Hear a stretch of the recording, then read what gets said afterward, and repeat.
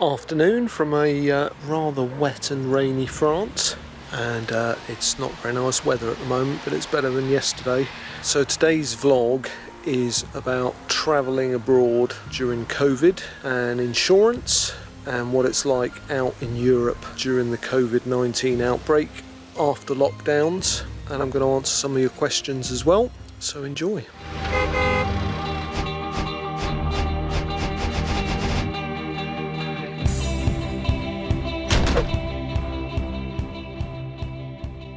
Right guys, so we've been travelling for over 3 months. We left the UK and travelled over on the Channel Tunnel a couple of days after lockdown ended. We made a video about our trip over, which I think, having spoken to other people that have come over since us, it's much the same, i.e. unchanged. So it's very easy, literally drive on, drive off. Just the normal passport controls at the UK side when you leave. There's no additional checks for COVID.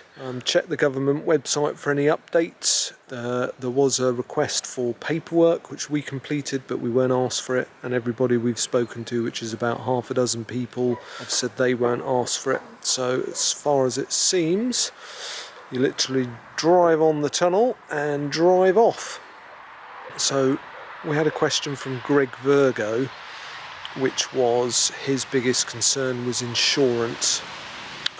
So on your vehicle insurance, that remains unchanged, and if you're in any doubts you can always check with your insurance company. But vehicle insurance is not affected by COVID, and travel insurance, we don't have travel insurance because we're Vanlifers and we're poor. But I know that many people, if not the majority of people, wouldn't come abroad without travel insurance. So nearly all the insurance companies will offer you the normal insurance, excluding cover for COVID. So if you have any kind of illness or any kind of accident, your normal insurance policy will cover that, and they would only not cover it if you contracted COVID while you're in the EU. However, there are quite a few insurance companies that are now also offering COVID cover included, even when the FCO advises against all but essential travel. The most popular and reasonable priced one that seems to be Battleface, and I've checked that 5 minutes ago. There's no restrictions on age, there's no restrictions on the length of your trip. I tried to do a whole year and it accepted that no problem. And it covers you for all the normal things that you'd expect for travel insurance, but it also covers for COVID, repatriation and so on. And I got a quote for us, just to give you an example, to travel for 2 months with myself, Missy and Rosie all covered, fully comp with travel insurance and COVID, and it was £508, so that's £250 a month for the three of us. And that obviously varies according to your age and how many people on your van or motorhome, etc. And if you Google for travel insurance with COVID cover, there's others as well. So there's no problem with insurances. Somebody else asked us what was travelling in France and Spain like during COVID, and to be honest, very easy. Not really noticed any major changes. Really, the only thing that you see that's different is when you're driving through towns, the majority of people are wearing masks, particularly in bigger towns. But in France, particularly in the rural areas, see very few people wearing masks. But we've adopted our kind of own rules. We're not really following advice, we're just following common sense. So we've avoided all towns. We don't really go into any sort of major public areas. We've not visited museums or anything where you have to pay to go in, and there's potentially a lot of people in a small environment. So we've been visiting ruins and woodlands, mountainscapes, bunkers, all the sort of things that you find out on the road where you're unlikely to see people. And then, as I mentioned in a previous vlog, we used to shop sort of ad hoc, and quite often we'd run out of snacks and we'd then do a quick shop up the supermarket to stock up. So on this trip we decided that we wouldn't go to the supermarket as regularly as we were, and also because we're also on more of a budget due to our income being affected by COVID.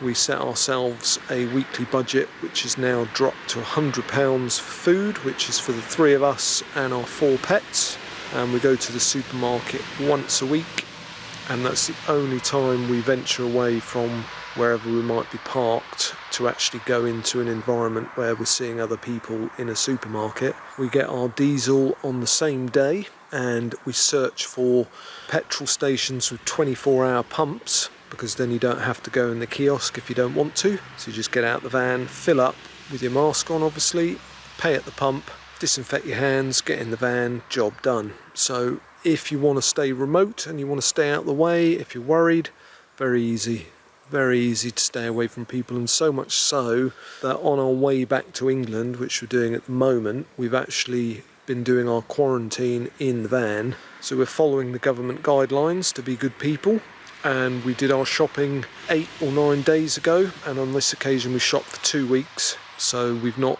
left the van into a public place where there's anyone else the 2 weeks that we're travelling. And again, that's been exceptionally easy with remote park-ups everywhere in France and Spain. When we stopped at the Pyrenees, we went for a long walk, didn't see anyone at all. So if you're on a holiday in your motorhome, for example, and see a lot of people maybe coming abroad for 1 or 2 months, you could easily and very effectively do your quarantine, which is fully in line with the government guidelines, in your van, and then arrive back into the UK the day after. I think that particularly only would apply if you're using the Eurotunnel, because obviously you don't have to get out of your van, you can just drive on, whereas if you're on a ferry, that would be different. So I'd recommend, if you want to quarantine whilst you're in Europe coming back, book the Eurotunnel, and then you can do that effectively. Again, we've had no problems with that at all. It's been really, really easy. We're in a rural area at the moment, not particularly scenic, but most of our park-ups have been very scenic. We're on our own, there's no one else parked here. You can probably hear we're by a road in the background because we're heading to the vets for our pets. So again, on quarantine with the pets, what we did is we emailed several vets and said that we were under quarantine and we couldn't bring the dogs in for their worming tablets, which is a requirement before you enter the UK. So we found a vet's with a private car park, and we've arranged with them that we're going to arrive at our allotted time. We're going to park up, we're going to clip the dogs on outside, shut the door, ring the vets, and the vets are going to come out, collect the dogs, take them in, give them their health check, complete their passports, do their worming, and then bring them back to the van, clip them on, and then we'll phone the vets and pay for the cost of the worming tablets and their checkup over the phone. So where there's a will, there's a way. But overall, over the 3 months that we've been predominantly in Spain and a month in France, we've had a really wonderful time, not at all fearful. And I know people have said online that on some occasions the numbers have been higher in France or Spain.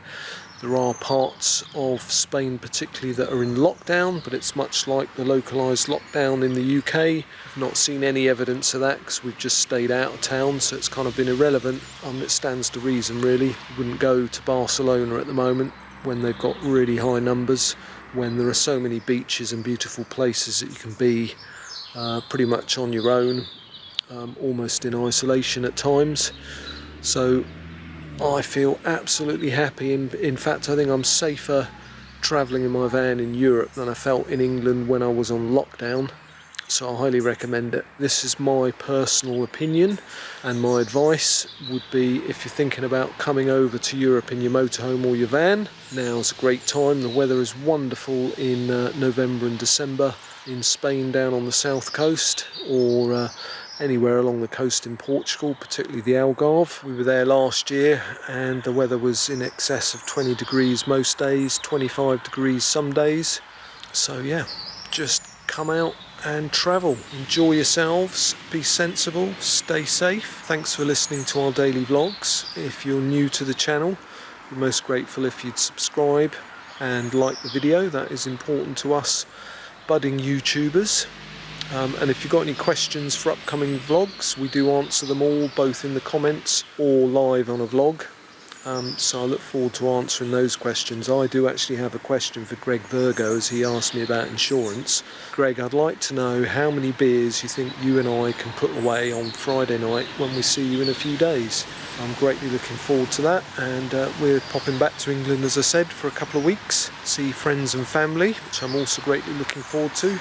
And then we'll be turning round and heading back to the south of Spain, possibly Portugal, for the winter. So travel safe. Thanks for watching. Bye.